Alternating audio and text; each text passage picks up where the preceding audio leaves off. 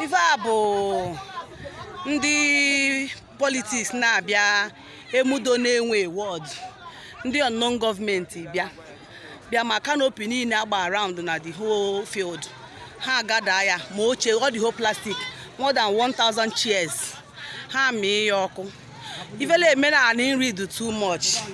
This is happening live and direct. Nke abụghị bịa mụwa na-post this thing mụwa bụ ife video rie ka abụghị bịa go come kwivuo.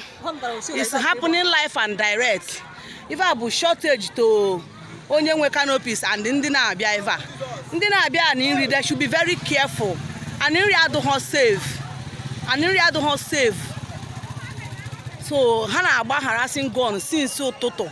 This is happening live in Aninri. This is emudo na-enwe Central School emudo na-enwe nna onye ọbụla nọ n'ọsọ on the run. Shop niile emechisi everywhere. People are here watching. Everywhere to dry. Ndị mmadụ onye ọbụla n'ọsọ. You see?